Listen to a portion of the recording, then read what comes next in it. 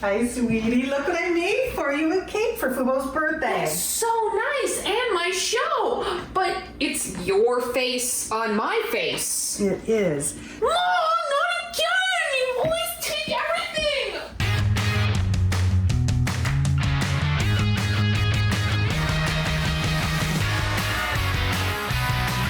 Hey everyone, welcome on in to Drinks with Binks. I'm Julie Stewart-Binks, JSB. And guess what? It has been 1 year since we launched this network, Fubo Sports Network, with Drinks with Binks and the other show I host, Call It a Night, which is dark right now, but it will be back.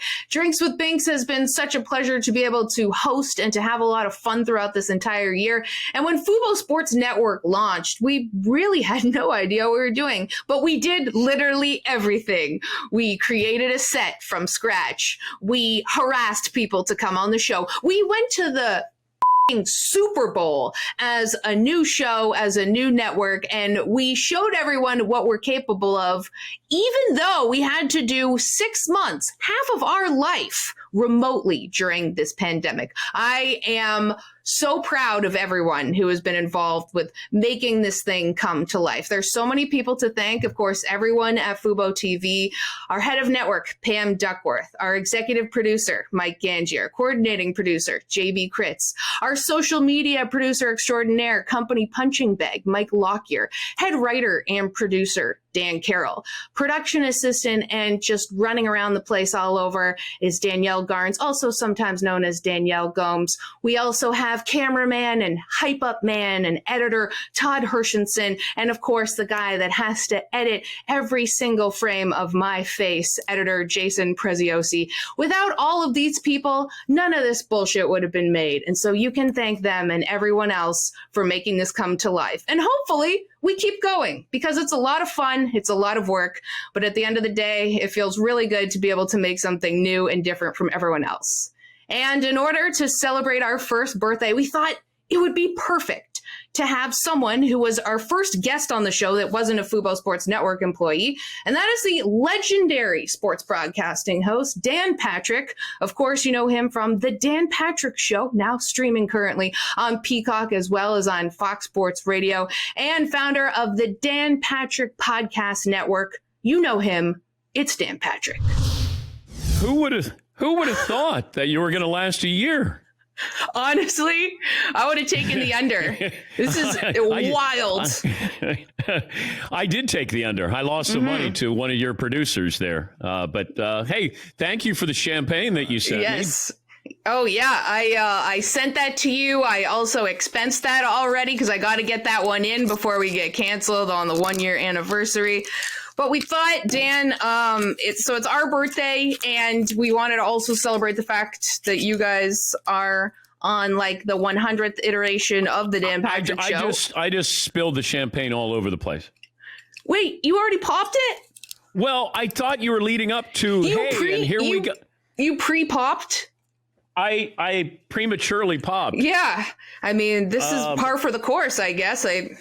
All right. Well, it takes me a little bit longer to get going. So, okay. All right. Well, we ready? Okay. Yeah. 3, 2, 1.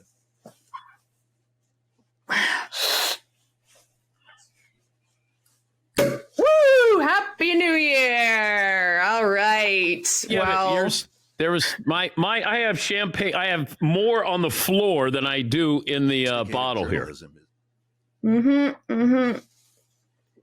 That's how you're supposed to do it, right out of the bottle. Actually, you know what we should have done is gotten like the machetes, like the knives, and just. Oh yeah. What could go wrong there?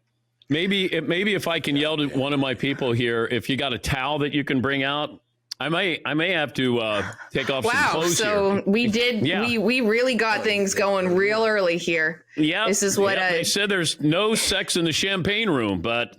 Quarantine has been a long time, you know. Everyone is just ready to go, ready to pop. So, all right, we'll let you get. Got tequila. Yeah. Let me explain to the audience here. The last time Dan was on, we had water, which was great. But what could be even better is a drink. So I said, let's have tequila because that's what we've had before together. But then my brain was like, we have to celebrate, so we need champagne. So I literally right before the show said to Dan, like, oops, we have 2 drinks and we also have tequila. So you also have tequila as well. I did. I got tequila brought from my home stash. I have champagne on both sides of the chair and on the floor. Okay, what's going on over there? We got to work on your champagne popping, okay? This is like, is this your first time ever? It's what? No, I just didn't know that maybe somebody shook it up and gave it to me. And I didn't realize that. You never know because I ordered it and you never know what could happen on its way there. So it sounds like this has been an investigation that we're going to have to go on because you just continue while I clean up. And then I'm looking forward to you going home after this and just reeking of booze. And the homestead will be like. Explaining to my wife that I'm like, why do you smell like champagne? And tequila. Well, this is the effect here we have on the. Okay, I am ready. We're ready to rock. Ready? Okay. All right. Okay. We're ready to go. We got our champagne. We got our tequila. Okay, so now let's also have tequila. I put mine with a little Pellegrino. Okay. So I don't know what you're doing. I have mine with a lemon or a lime twist.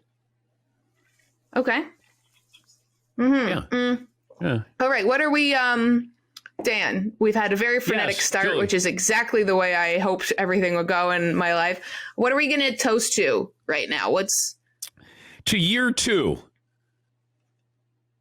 of your show? Yeah. Okay. Good. I didn't know. There could have been year 2 of the pandemic, year 2 of OBJ love. being a bit of a distraction in Cleveland. Okay. So year 2 of Fubo. Thank you so much. Yes. Yeah, I'd say it's been a good year. It's been a wild year. I mean, just to sort of talk about myself for a second to start off this interview. Yeah, per usual. We have done this show 6 months in quarantine. We've done half of our life remotely. So, I think that deserves... And I love, wait, where's your birthday crown that you had on last night or yesterday when you sent me a picture? I thought you had it a little. Here we go. Yeah, I thought it looked great. It looked very cute. It's amazing. I have a boyfriend. You're a knuckle. I know. How is that your is also boyfriend? year 2. It's also lasted that long. Well, that's what I was going to toast to year 2 of love, but I just wanted to make sure that you and Spike are doing okay. Well, I mean, the Canadian and American government are certainly trying to impede us. It's like a Romeo Juliet type of situation. But I think the long distance actually helps us, to be honest. So things are rolling along. But Dan, got to ask you, enough about me. Okay. How are you doing? How's it been the last couple months? Everything's good. We've had a lot to talk about. Everybody comes up and they feel like, oh my God, you don't have anything to talk about. I go, no, we've had plenty to talk about. It's not things that I would always want to talk about, but there have been a lot of topics, that through this whole pandemic, it just makes it a little bit harder that you don't rely on games from the night before. Now you're talking about issues. You're talking about, Brady going to Tampa or Cam going to New England. And you probably spend more time on some of these stories than you normally would, but I think it's made us a better show because we really have to focus every single day for 3 hours of who are you having on and what are you talking about when we couldn't have games. And now that we have games, I think we're still in that same mindset that we're not relying on what happened last night as much as we used to. Yeah, because there's sort of like there's 2 different veins of this. We're able to maybe in one part suspend our disbelief and watch sports, but then there's also like this cloud that is the rest of the world and what's going on in the rest of the world. And as you mentioned, there's been many different issues to talk about in that regard. How do you balance that? I mean, how do you say, oh, I'm so excited for Rams Cowboys, but also knowing that we still have a pandemic? Oh, I think that, my job is that, I'm hosting a diversion. And if you come over here, then you know that while we're sensitive to what's going on in real life, we also have a job to do. And I can be excited about the Rams and the Cowboys and not feel guilty about that. Or I can talk about Deshaun Watson getting his contract and Dak Prescott not getting his contract. It's when you come over here, you're coming over here, I think, with the understanding of this is what I'm getting when I get there. And we want to have fun, and we want to be a diversion in whatever role we can play. So bring it on. We're talking sports. We talked, earlier today we talked 90s bands that, Love it.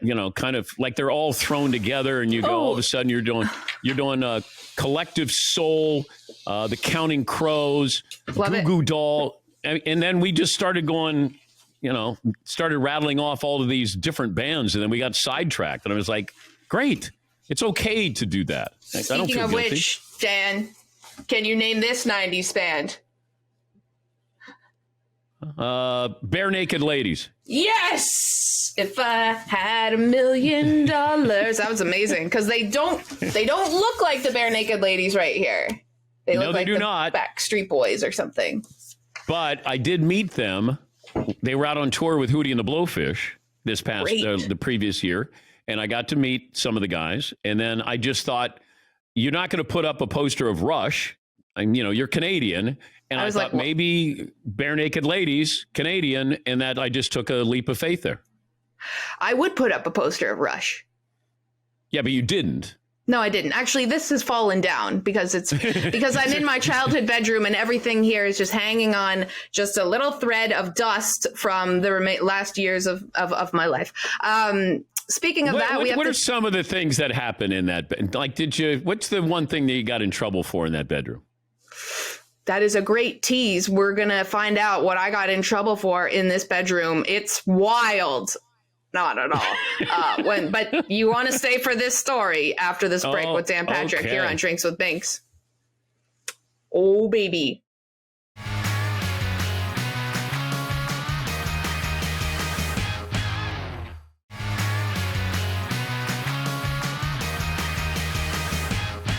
Hey guys, welcome back to Drinks with Binks. I'm JSB, and we have got the legendary Dan Patrick here with us today from the Dan Patrick Show, streaming now on Peacock as well as Fox Sports Radio. And we are celebrating. I don't just wear this every day, although some days I do wear this all the time. We are celebrating our first birthday as well as Dan's new show on Peacock, because we are just winning all around. And we opened up some champagne. Yes, there's the. I'm actually, I don't know. I think I'm going to put it into a glass, be a little classy. I wasn't off the top. A flute. In a flute. Yeah. In one of my mom's flutes. And you asked me what crazy things have happened in this bedroom before, as this is my childhood bedroom. Yeah.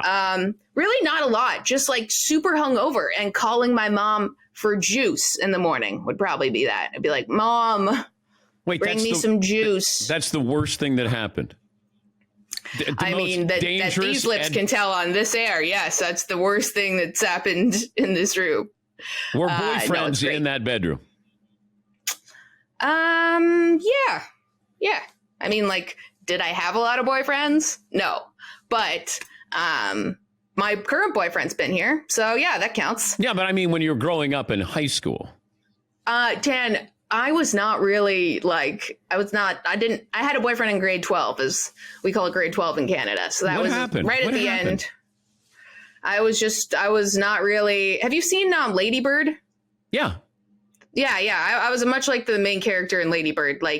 I was kind of a nerd tomboy. I don't always like that word, but I was just me. I was me now. So. Okay. Yep. And, but I like letting Dan have a chance to interview me sometimes, because that's what you did last year when we had you on the show. I know. But I apologize. Back over here, I've got the mic. I'm taking it back. And actually, speaking of that, when we had you on the show last year, we were learning about an interview that you did when you were giving out the Vince Lombardi Trophy to San Antonio Homes. And you were in the middle of telling the story. How does it end? Because we never got to get to the end of that on our show. Well, you're told, I've handed out the trophy 5 times.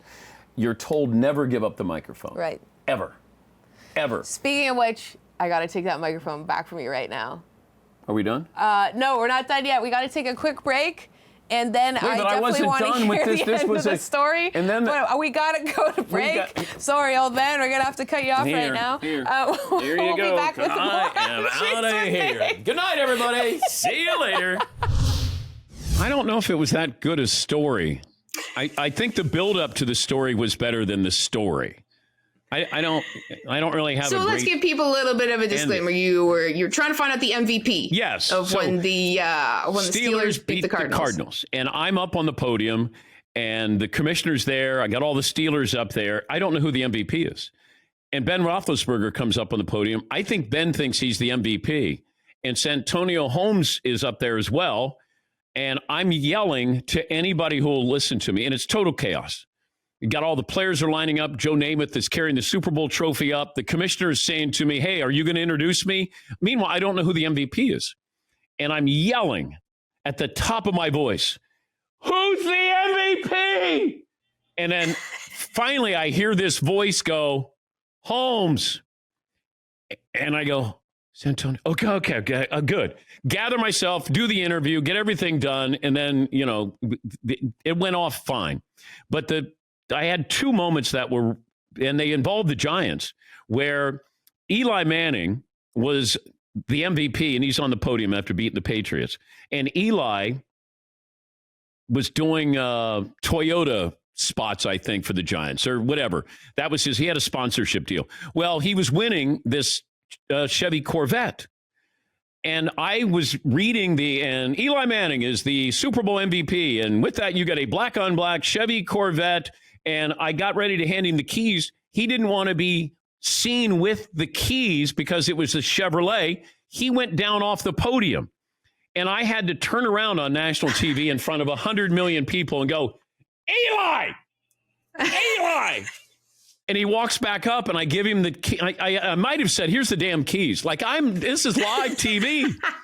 And he didn't want to be seen with Chevy Corvette. And I go, and he still has that black Corvette. I asked him about it, but my Lord, I had that. And then one of his owners he wanted the microphone, because the owners always think it's live at the Improv and everybody wants to hear from me.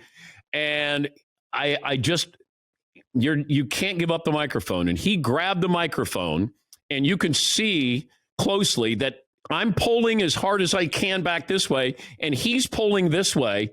And then my producer's in my ear saying, do not give up the microphone because there's no guarantee you'll get it back. And so we're doing a tug of war on national TV because he wants to go, hey, how's everybody doing out there? And he realized I wasn't going to let go. And then I could feel his hand relax. I held the microphone and I'm going, this isn't supposed to be this difficult here. But, that's one of those great challenges, great rewards. But basically, you try to do it and not screw it up. Because if you screw it up, then they remember. If you don't, then nobody remembers what you did. But the fact that also no one really noticed you yelling back to Eli with the keys. Yeah. Because that seems like that would be, in this day and age, a social media gold mine. It right? should have been because I'm reading off this card. I don't realize Eli's slipping out the back door. And so I'm ready to do that big. And here's your key. Eli! Oh, I love that. It's a great bit. Yeah. So when you've had any of these moments, I know you are a professional. You've gone through so many different things, but have you ever had these like holy like what happens next type of feelings? Oh gosh, I don't know if it's.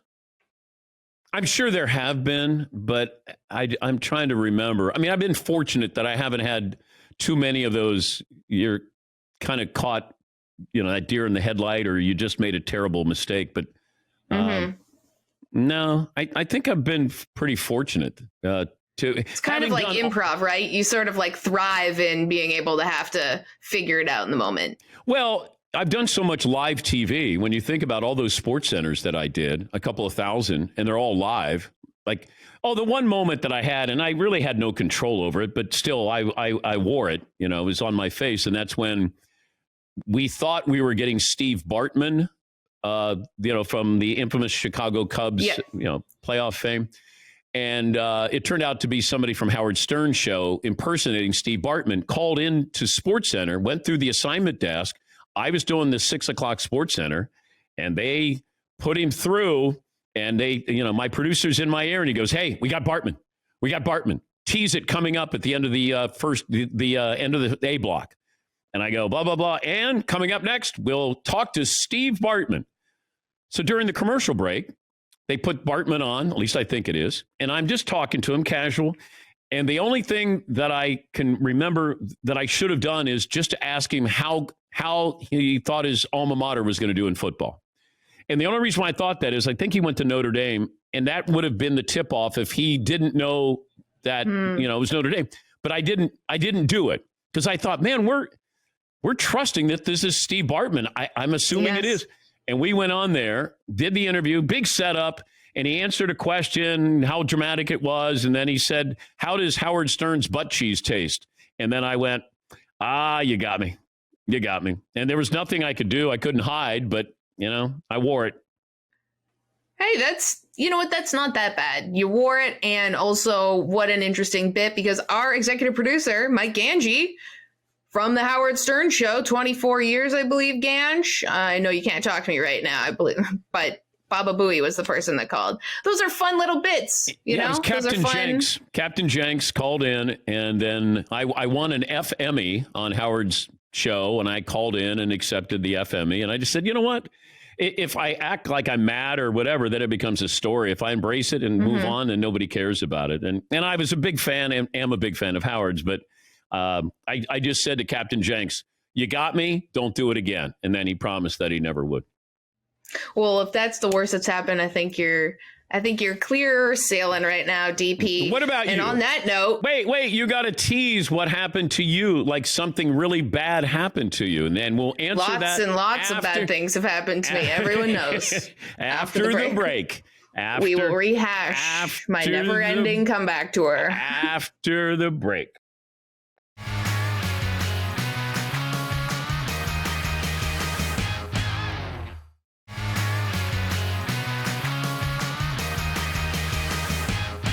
Hey guys, we are rock and rolling here on Drinks with Binks with Dan Patrick from the Dan Patrick Show on Peacock, and it's our birthday today, so I had to celebrate, and I have a cake that I made last night.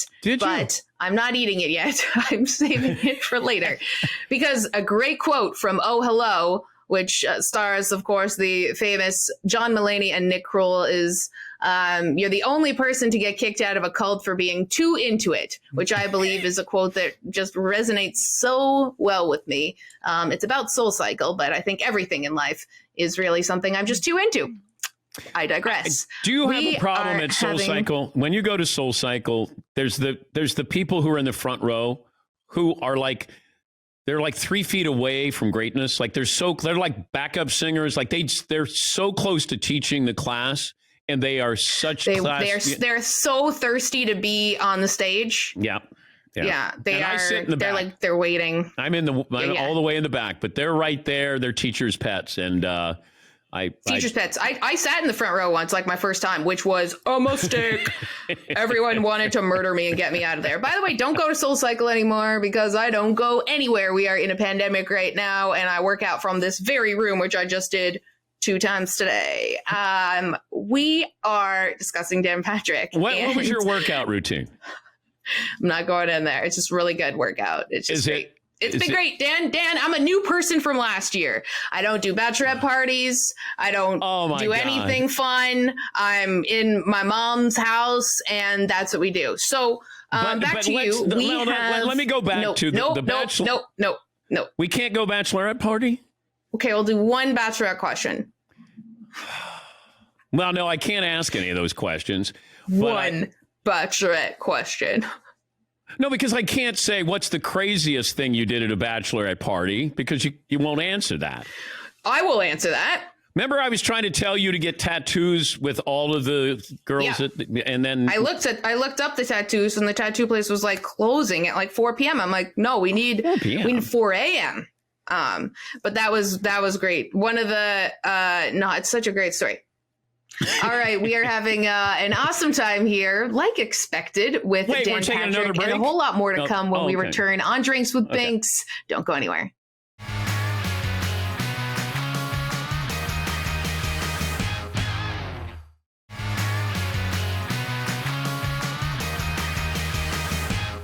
Welcome on back to Drinks with Binks. I'm Julie Stewart-Binks. We are drinking and binking with the legendary sports broadcasting host, Dan Patrick, whose show, The Dan Patrick Show, is now streaming live on Peacock. Okay. We were just discussing some fun stuff from SportsCenter, and a friend of the show, Keith Olbermann, tweeted something the other day that, you guys did your little reunion last year. Yeah. But you're going to do it again April 2022 if we still have a world by then. But what prompted that? I don't know. I guess I should check. I don't have Twitter. Was it on Twitter and then we're going to do this again? Yep. That means it's official. Oh, if it's on Twitter? Okay. I told Keith said, hey, it was the year anniversary of us going back to SportsCenter. And I said, I'd be up for it again. And that's all I said. And then I guess that Keith did give me a heads up and he said, hey, you know what? Let me check this here. I think he said something about gave us a shout out. That's all he said. He didn't say anything else. Oh, no, he did. He did say it. So April 2022. Yes, it's the 30th anniversary. Okay. All right. Yeah, I'll do it. I'll do another show with Keith. I love doing shows with Keith. Absolutely. But yeah, I do. And you're going to do one more, but you said when you were on my show last year, because I watched the show because I do research, is that you said you were retired from doing SportsCenter stuff. Yeah, but Sugar Ray Leonard retired 6 times. Like, why can't I come out of retirement? Why is it just boxers who get to come out of retirement? It isn't. I mean, we saw MJ. This is a huge announcement. You're coming out of SportsCenter retirement, ESPN retirement. For one day, one night. Only one day? I don't believe that. Oh, my God. I'm so done with doing that. It took years off my life doing that. And I loved it, but I took years off. No, I couldn't do that. Because, I'm too old to be doing that. It's a young man's game. You broadcast like 100 hours a day now. SportsCenter is that is a high wire act every night. Doing that for 15 years. Well, because it's live and the games would end. We would go on the air and we wouldn't even see the highlights probably 70% of the time. And they would hand us. So I'd be reading on camera. And let's say I'm going, hey, Cleveland Indians facing the Milwaukee Brewers and blah, blah, blah, blah, blah. I would reach my hand out while I'm on camera up to here, and I'd get the shot sheet, and then we go, and here are the highlights, and then I'd look down, and that'd be the first time I would know what those highlights were. And you have to trust a 23-year-old just graduated to get the right name, spelling, and it was fun, but we did so many blind highlights. And the pronunciation is the big one, too. Yes. And in hockey would have these late-season call-ups. Nikolai Habibulin, and I had it Nikolai Khabibulin. Yeah. I remember that, Gem. That would be real tough. I watched Neil Everett do a live SportsCenter once, and to that point, what you just said, LA very different from Bristol, of course. People are really soft over there and all that kind of stuff. Yeah. But him getting the shot sheets as he's doing it, I was just shocked. I mean, people don't really realize. But yeah, it does take years off your life, and because you can't mess up. And to that point, you did mention last year, like there's so much pressure on you because everyone wants that job. The people in the building want that job. The people outside, every single person wants that job. And it was extremely waiting for you. Competitive. But it was great. It made you better. It made you better that I had Eisen and Stuart Scott, Chris Myers, Mike Tirico, Chris Fowler was doing SportsCenter, Berman was doing SportsCenter, Oberman, Bob Lee, Robin Roberts. There was a lot of talent in that building, and they were, it was very, very competitive, very competitive. Yes, and you know what? It's even more competitive here on Drinks with Binks because my mom has been trying to take over this show since it started. She is technically the original Binks if we're going, like, I'm Stewart-Binks. So Drinks with Stewart-Binks still works. Not as great as Drinks with Binks. So she definitely wants this show. So I know what it's like to live in a, kind of in a hostile competitive environment when people are trying to take over. Yeah, I didn't have to deal with take over your mom. show. Yeah. Yeah, you didn't have to deal with your mom trying to take over the Dan Patrick Show. All right, well, we are sipping on a little champagne. You were telling me that you were going to mention the bad things that happened to you. You were going to tell me the Bachelorette story. Like all these things that you say you're going to tell and then you don't tell. Dan, that's part of the book. I think it's going to be either Life in the Middle Seat or The Scenic Route or The Never Ending Comeback Tour. There's all my book titles that I've come up with. Just that don't those sound like must reads? Life in the Middle Seat. Wouldn't you want to read that? It just sounds like stressful. Yeah. No, it's been great. Honestly, I'm very happy, and I love that this is.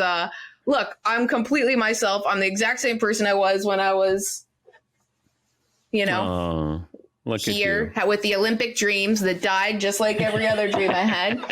So it's great to be able to broadcast from here. My set almost rivals your set, by the way. Yeah, pretty close.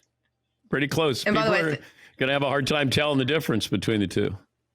Yeah, I mean, we've got a lot of legendary sports figures in and around this area, including both of us. What a tease. We have a whole lot more to come. I think that's the book title. What a tease? Yes.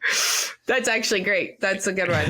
That's definitely salacious. People will be like, ooh, what is she going to tell that elusive bachelorette story? But yes, I'm retired from planning bachelorette parties, as we are not retired here on the show because we have a whole lot more to come. You won't go to another bachelorette party. You won't go to another bachelorette party. I will 100% go to another bachelorette party because I am dying to go to one now. If you thought I was not into them before, I am 100% into them now. Oh. We are going to have a whole lot more after this break. We'll see you then. What a tease.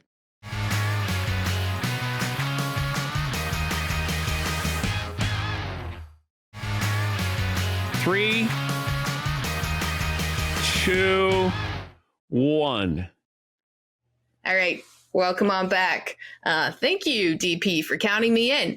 We're drinking a little champagne here, celebrating. I opened up my champagne and I spilled it all over the place when we first started. And I think my director was rolling on that. And let me see if he's got some of the footage there. It was a terrible accident here. So that's me opening it up. That's right behind and look out. We got a spill in aisle 6. Oh my, that did go everywhere. Let's see a replay. Here we go. Bluey. Yeah. Also, you have like your knee up there, like you're getting in like position, like you're gonna run a race or something. No, that's my relaxing, chill, just kind of kicking back. It's kicking back. Okay. I also have shorts on. I know maybe people saw my leg there and might have thought I wasn't wearing anything else, but I have a full suit. The old you would have been that way, but not the new you. The old me, is dead and gone, and the quarantine me doesn't normally drink. This is like the most booze I've ever drank.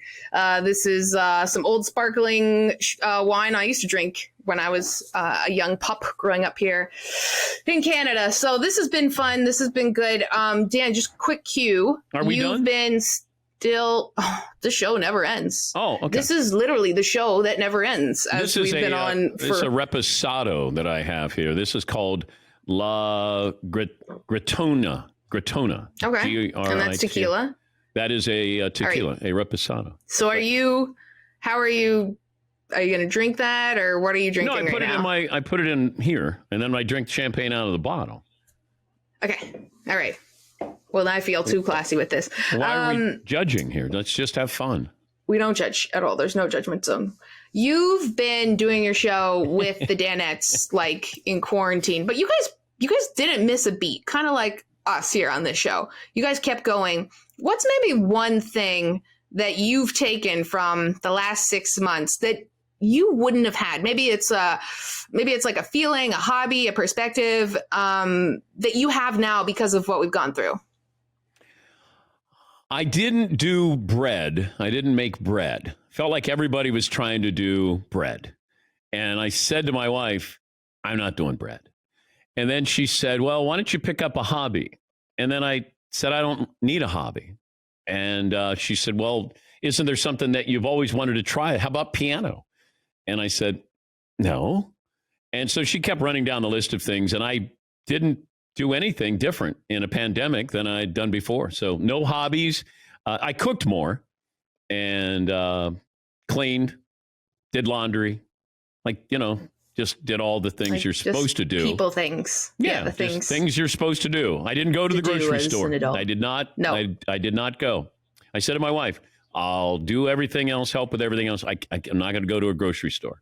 So that was it. No, well, those are hotbeds for the Yes. viruses. Yeah. We're truthers here on the show. We're big COVID truthers here. Dan, you have spoken about your compromised immune system before. Yeah. And how would you say, that I have family members with compromised immune system, and so we've been very diligent with our behavior. In what way have you tried to maybe have other people understand what you have to go through so that maybe it might alter their behavior?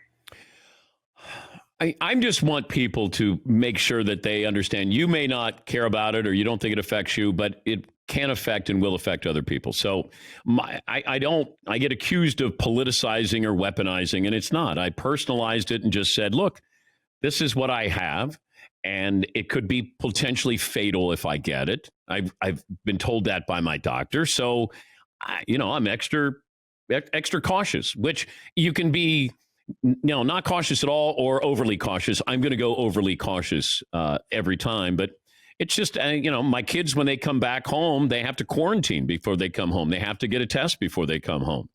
And it's just, I'm trying to add common sense to something. If somebody can tell me differently that the mask doesn't help, I'll listen to all this. We had Dr. Fauci on the show. And, I just think the more information we have, the more that we share, the more we understand, the better that we're going to be, the safer we'll be, and the sooner we'll get out of this mess. So that's what my goal is. That's what my hope is. Selfishly, I'm trying to protect myself and my family, but, you want to at least let people know. And I'm very careful on the show I don't want to be that guy who wants to, get off my lawn or, hey, listen to me. I know what's right and what's wrong. I just say from my perspective, this is how I see it. If you trust me as a host and you listen or you watch, then at least listen to what I'm saying, whether you agree with it or not. Yeah, but ironically enough, like you're having a measured response to this, whereas the get off my lawn mentalities of people that don't necessarily have the point of view that is perhaps informed in terms of science and facts and research. And as you mentioned, what I like is we're trying to get out of this. Like, it's great that I can be here and have, a whole bunch of trips down memory lane and bring up like a lot of trauma being in my childhood bedroom. But like, I would love to be able to have, real life back again and have sports that we have fans out. Like, we all want that kind of stuff. And I think that gets lost. Like, people just, for whatever reason, this country has politicized it, and it shouldn't be, because it's just a matter of doing the right thing. If somebody can tell us a better way to get out of this, I'll listen. That's all. I just, going into New York breaks my heart because you just see what has happened there. And that's where it started. And I actually had have a friend who lives in Orange County, and he goes, I can't relate to New Yorkers. You guys, feels like you've overblown this, or, you're being overly dramatic. And I go, it's coming your way. It's coming your way. And that was when this started in March. And I said, this is real. Like, people on the front lines, this was real in our backyard. And, we're territorial in when we have like fires out in Los Angeles or wherever, we'll go, oh, okay, that's so far away. It felt like that was the same thing where you go, hey, 9/11, man, that must have been bad. Well, we need to understand what is happening in what everybody's lives, wherever you live. And this was on the front lines. And I just was trying to tell people, I don't care where you live, it's coming your way. And, then I haven't heard from my friend in California talking about this. And I want to just say, hey, do you now understand what New Yorkers went through? And, just to say, let's look for answers here. It's not red states, blue states. It should not be any of that stuff. And it gets frustrating and it gets sad because I think there's a lot of misinformation out there because people have different agendas. My agenda is stay healthy and get out of this thing. That's my only agenda. If Trump comes up with something, great.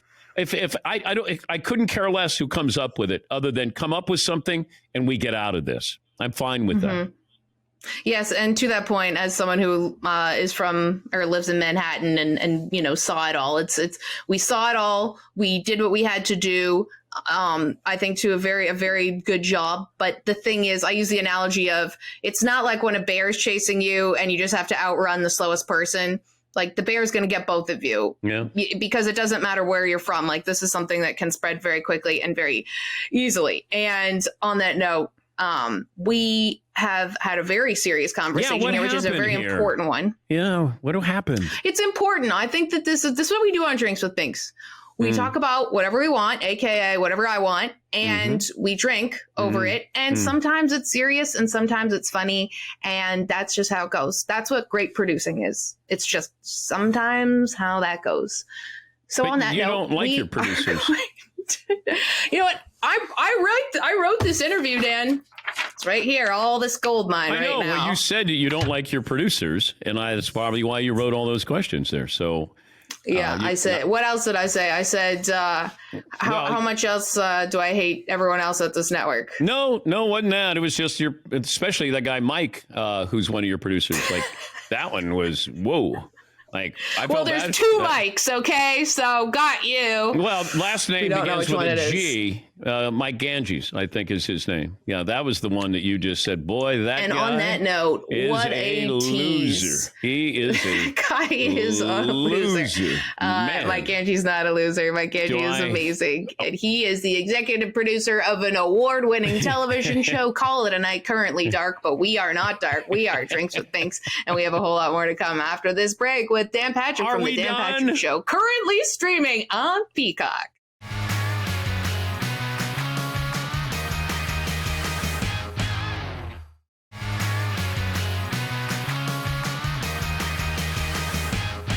Hey everyone, welcome on back to Drinks with Binks. I'm Julie Stewart-Binks. We're here with Dan Patrick from the Dan Patrick Show, currently streaming on Peacock and on Fox Sports Radio, and founder of the Dan Patrick Sports Network, podcast network, whatever. It's his name plus everything else in the world.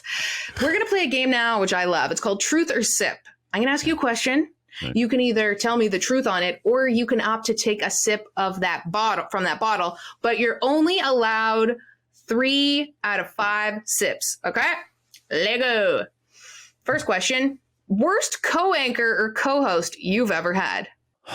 The worst co-anchor I ever had. Truth or sip? I think I'll take a sip. Oh, yeah, I knew it. Yep. I'll join you in there in solidarity. I don't know if I've had a worst. I've just had ones that we didn't mesh together. So it wasn't the worst. It was just we weren't good teammates. Okay, most underrated SportsCenter anchor of all time. I think Reese Davis might be the most underrated talent that ESPN has ever had. And the other person I'd put in there is Tony Reale, who I think is a really sharp guy, but he didn't do SportsCenter. Who was really... Those are two very good answers. I think Craig Kilborn was underrated, too, because what he was doing is he was mocking being a sportscaster. Like Colbert was mocking being a political host.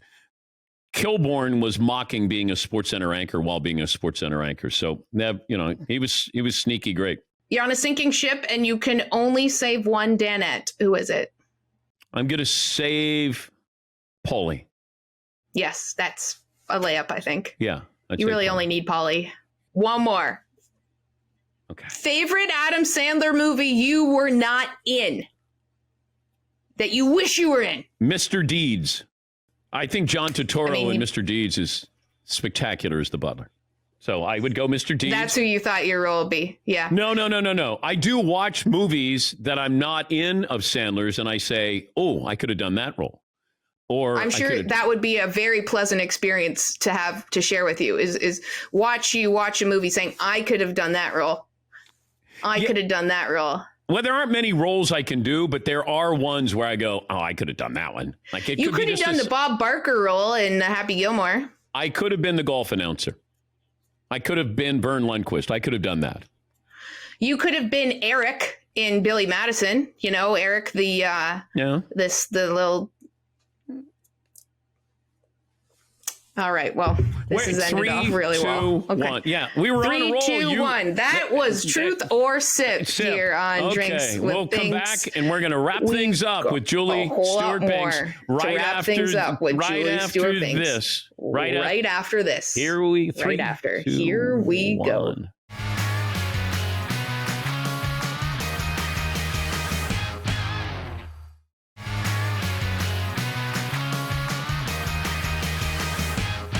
We are wrapping up here on Drinks with Binks with Dan Patrick. It's been so awesome. Dan, you're on Peacock. You're on a streaming service, and you said you want to be ahead of the curve. By the way, I already ahead of you on that curve. What do you think about the new job on the new format? Well, I just think that's the future of how we consume. And to be on a streaming service such as Peacock, it was a great opportunity. I loved being on YouTube. I loved it. It was fun. Nobody bothered us. And we had a great audience. And then Peacock looked at the numbers we had and said, do you want to, we would love to have you on the platform. And we're doing something live on a streaming service and a platform that doesn't happen very often. And you're talking about sports. So I think I was fortunate to be at CNN when they first started, at ESPN when they first started, doing the whole simulcast and putting 13 cameras in a man cave here. And I think this is the next evolution of that next step. So that's a good indication. Yeah. I was on FS1 when it first started, and then it went down. I'm on Fubo when it first started, and it's gone up. So still a bit different. Dan, quickly, you have a broadcast school. I know because it's somehow like always on my Instagram feed all the time as like an ad. What is some advice that you would give a broadcaster these days? Very quickly. I would say be a good listener. I think that's the most important trait in being a good interviewer is just listening, because the person will tell you something. And if you're caught up on what is that next question, you're going to miss out on something. And a lot of times people will tell you something they don't know they've even said it to you. And then you can pick up on that. And it just and don't do an interview, do a conversation. Your goal is a conversation, not an interview. Those are things that can help you, not just if you want to be a sportscaster, but in life. No matter what your job is, being a good listener can help you. Definitely. And speaking of, what would you give? You've been on our show twice now. It's been a year. It's our birthday. Remember this. What grade would you give Drinks with Binks on Fubo Sports Network? I got to drink a little more champagne before I give you an honest. plus. A C. All right. Well, as expected, this interview has been nothing short of entertaining and wildly off the tracks. That was Dan Patrick from the Dan Patrick Show on Peacock. I'm Julie Stewart-Binks, JSB. You know me. This is Drinks with Binks, and we have been chugging along for a year, despite what my liver says. Keep on drinking and thinking, bitches. We'll be back next week if we don't get canceled in the meantime, which we won't. I don't think so.